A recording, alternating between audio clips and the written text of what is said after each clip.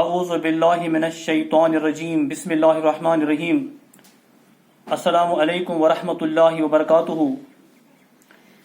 Dear students, I am Fayaz Ahmed Angar, teacher Government Primary School, Kharmahla Varno, class 5th primary, subject English, topic The man who empowered the blind.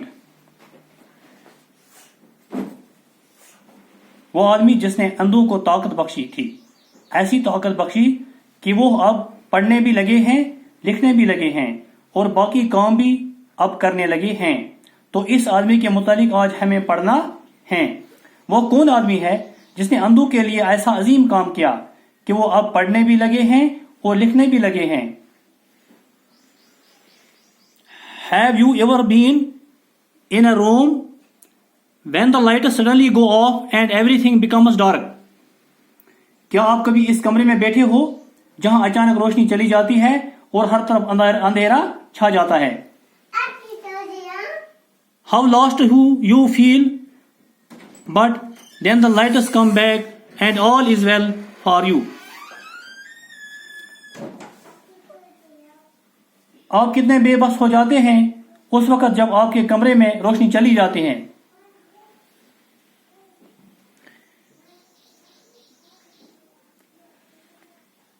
But when the lights come back and all is well for you, لیکن جب پھر روشنی واپس آتی ہے آپ کے لیے سب کچھ ٹھیک ہو جاتا ہے، آپ پھر ہر کوئی کام کر پاتے ہو. Imagine someone for whom the lights never come back and his whole world is dark all the time.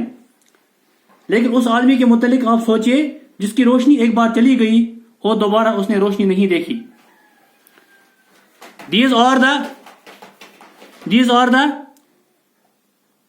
sightless people whose eyes cannot see. لیکن اس آدمی کے متعلق آپ سوچئے یہ وہ لوگ ہیں جن کی آنکھوں میں روشنی نہیں ہوتی ہے، جو کچھ نہیں دیکھ پاتے ہیں، جن کو ہم اندھے کہتے ہیں. Here is a story of one such person who empowered the blind to read and write.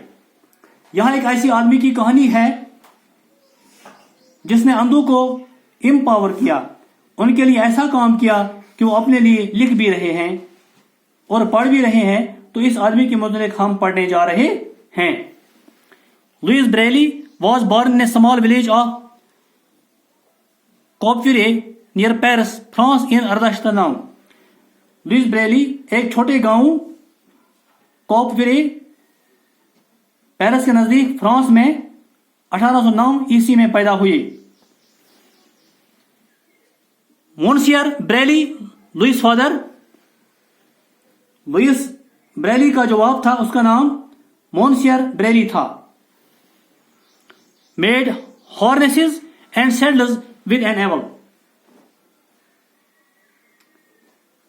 مونسیئر Braille جو تھا وہ کیا کام کرتا تھا؟ وہ ہارنیسز بناتا تھا، سیڈلز بناتا تھا. ایول یعنی ستالی کی مدد سے وہ گھوڑے کو باندھنے کے لیے رسیاں اور زین بناتا تھا. One day, little Louis picked up the awl and made a stab at the leather. ایک دن جو یہ لوئس تھا اس نے ایول یعنی ستالی اٹھایا اور لیدر پر سوراخ کرنے لگا. As he bent down, the awl suddenly flipped up and injured his eyes. جیسے ہی وہ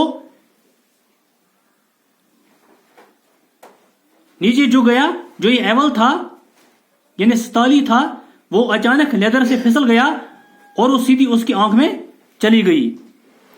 لیونگ ہم بلائنڈ، اس نے اس کو ایسا